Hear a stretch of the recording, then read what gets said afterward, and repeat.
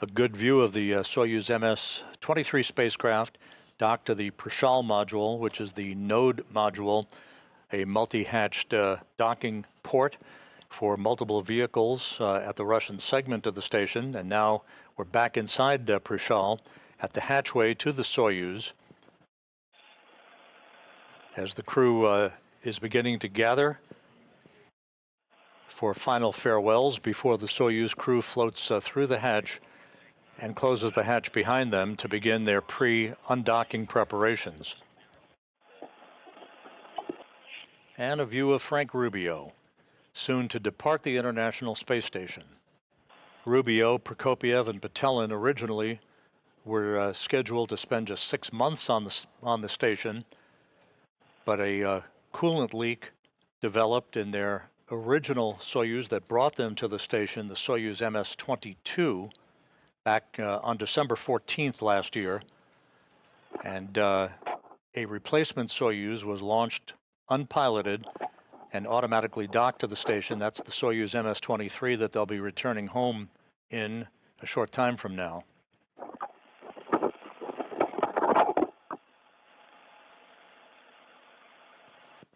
Once this farewell opportunity is concluded, Rubio, Prokopyev, and Petelin will float inside the Soyuz, and Kononenko will begin the process of closing the hatch on the Prichal module side of the docking interface.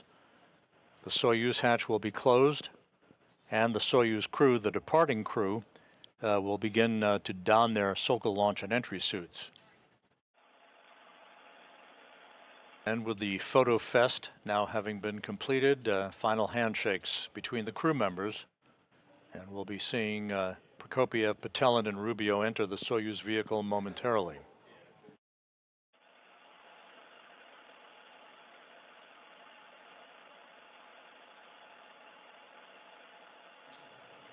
Sergei Prokopyev entering the Soyuz with his crewmates.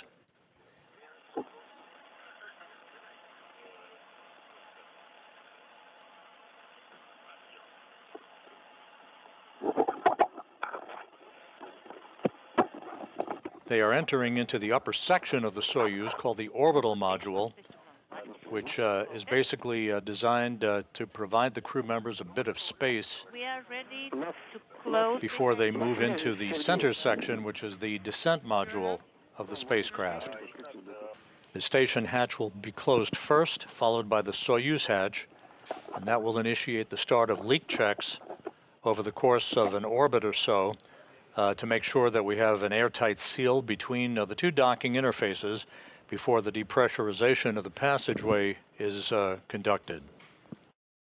Undocking scheduled at 2:54 and 30 seconds a.m. Central Time, 3:54 and 30 seconds a.m. Eastern Time. There will be an undocking command to begin the process of opening the hooks holding the Soyuz to the Prichal module docking port.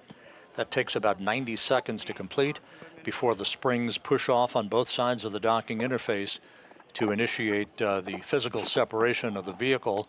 At the time of undocking, Expedition 69 will come to an end. Expedition 70 formally begins. And there goes the hatch on the Prichal module side of the docking interface. Ignat, S4 and S6 are no longer illuminated. Copy. And the hatch closed on the Prichal module at 11:38 p.m. Central Time, 12:38 a.m. Eastern Time. Frank Rubio, Sergei Prokopyev, and Dmitri Petelin are now inside their return craft, the Soyuz MS-23. The hatch on the station side, the Prichal module hatch, has been closed. The three departing crew members will be closing the Soyuz hatch momentarily, having bid farewell to their crewmates and to their home that they have lived in for over a year, returning home this morning after 371 days in space, the third longest spaceflight in human spaceflight history.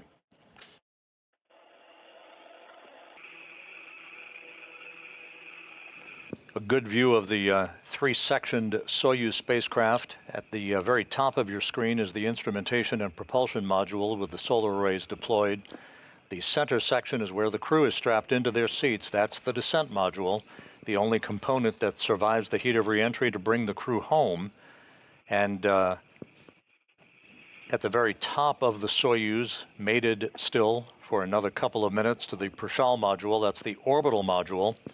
Once physical separation occurs, the thrusters on the Soyuz will fire in two separate separation burns to open a separation rate from the International Space Station to an ultimate distance of about 90 miles from the station for the deorbit burn later this morning.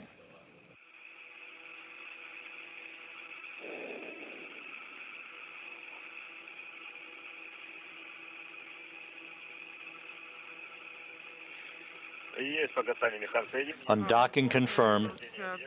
Physical separation confirmed at 2:54 a.m. Central Time, 3:54 a.m. Eastern Time, as the International Space Station flew over southeastern Mongolia. Frank Rubio, Sergei Prokopyev, and Dmitri Petelin have departed the complex that has been their home for over a year.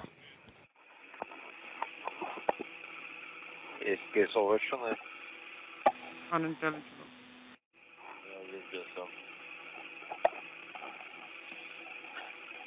Next up, in about 2.5 minutes, the first separation burn to increase the opening rate between the Soyuz and the station. That'll be an 8-second burn of the Soyuz engines with an opening rate of about 0.53 meters per second.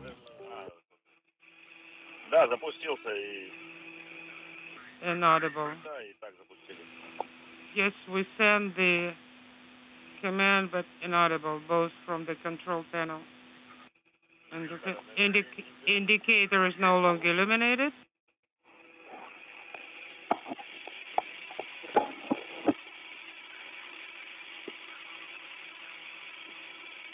A very smooth, clean separation by the Soyuz MS-23, a great view as it flies over Mongolia. On board, Frank Rubio, Sergei Prokopyev, and Dmitri Petelin, wrapping up 371 days in space and the third longest space flight in human history. Firing in manual mode.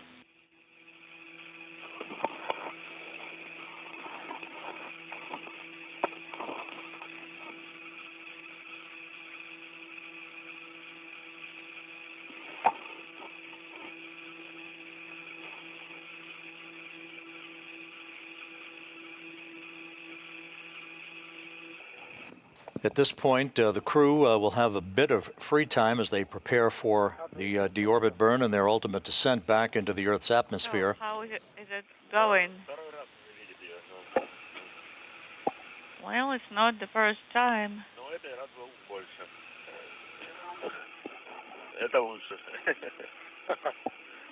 Well, it's going even better.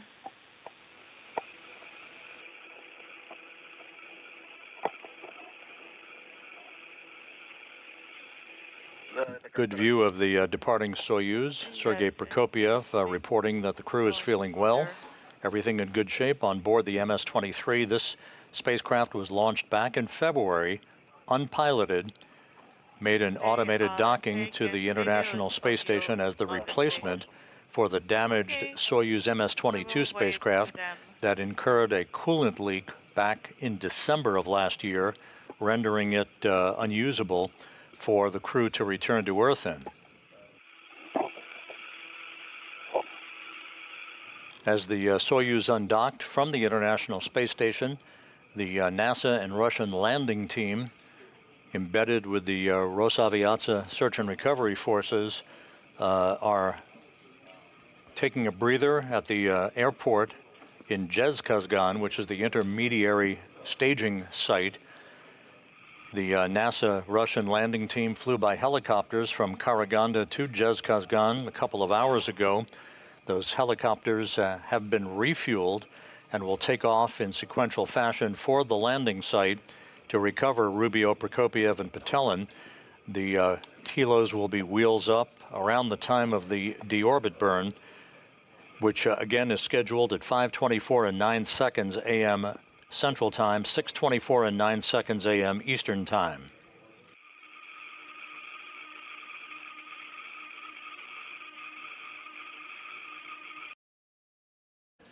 And there's our first view of the Soyuz MS-23 under the chutes. 6 minutes until touchdown. This video is courtesy of Roscosmos.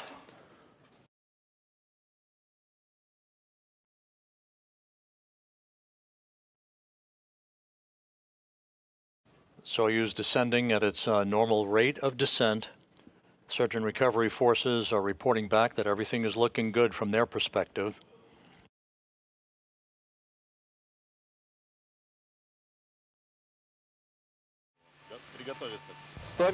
Prepare. 100 meters to ground. 100 meters to go. The crew being told to brace for touchdown. Object getting close to touchdown. Object touchdown. Touchdown confirmed at 6:17 a.m. Central Time.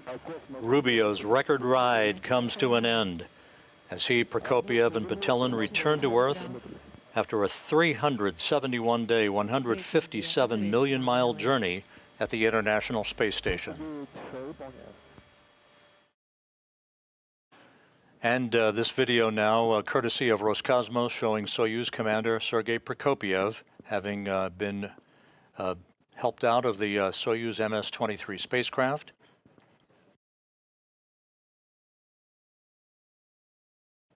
The crew home after 371 days in space, the third longest spaceflight in history, and of course for Frank Rubio, the longest single spaceflight by an American astronaut.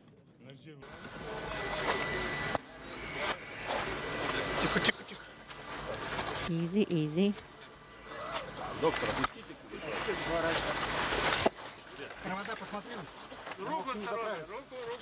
Check the arm. Check the cables. Careful. Easy. Frank Rubio, the U.S. record holder for the longest single spaceflight in history, back on Earth. Here you are. Don't fall. Very nice to see you.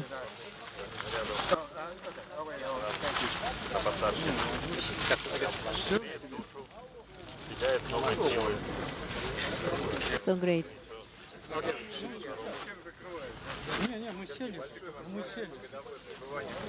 Well, here.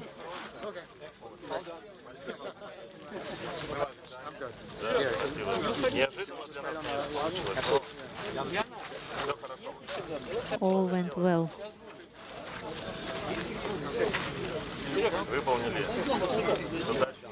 Great, thank you. Great. It's good to be back. You were the doctor on the crew, mate. How is in the space? How is your mate? Fantastic. Yeah, everybody did really well.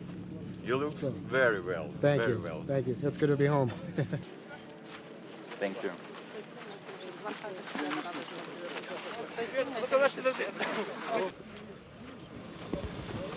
Once again, the view from the landing site, right by the Soyuz MS-23.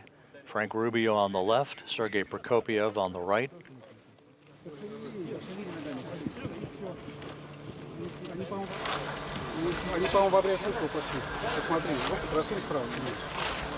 Check the arm on the right side. And Dmitri Petelin now being removed from the Soyuz spacecraft.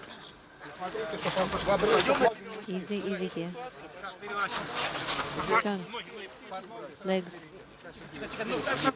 Turn back. Little higher. Move him a bit higher.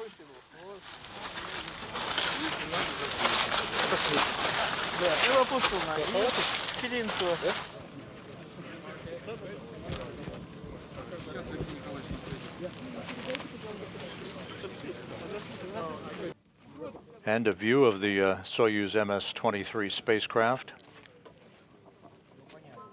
that touched down 28 minutes ago at 3:17 a.m. Central Time. Yeah, drink a little bit.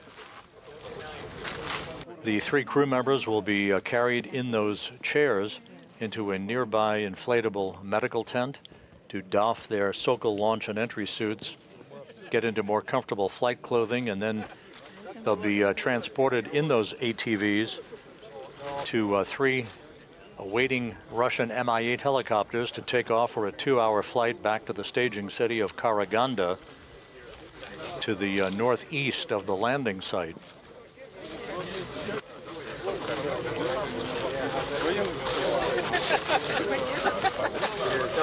Soyuz didn't get any bigger. Oh, really?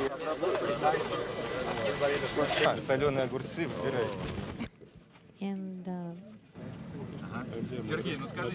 Sergei. And Dmitri Petelin, who was board engineer number 1, he and Prokopyev conducted 6 spacewalks during their time on board the International Space Station. mode. Thank you. Let's move it a little bit closer.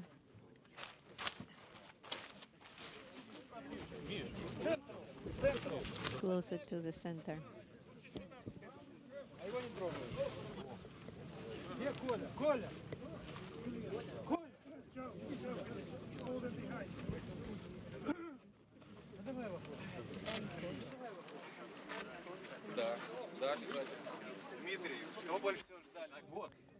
Dmitri. For a photo, please stand in the back.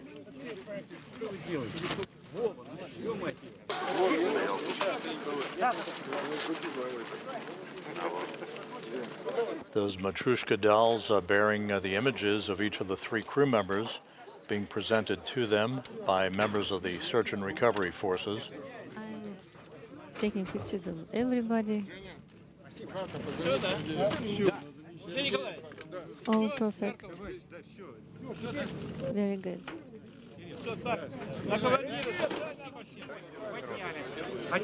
Pick up the blanket.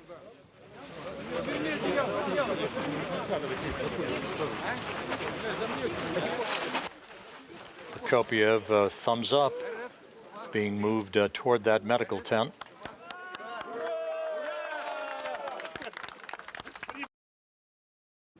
As we mentioned, the crew members were quickly extracted from the Soyuz MS-23 that landed on time, on target, and are now being brought into the nearby medical tent.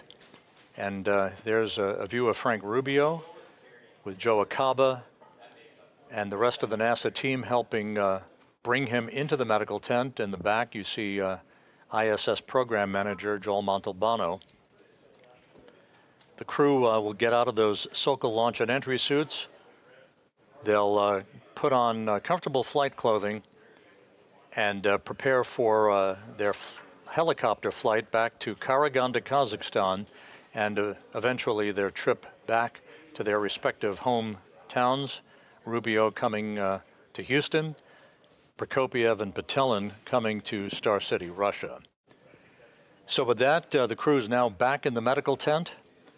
Medical exams in store for them as they have landed after more than a year in space, the 3rd longest space flight in history, a successful end to an eventful mission that was extended by 6 months, but ended in great fashion with a bullseye touchdown on the steppe of Kazakhstan.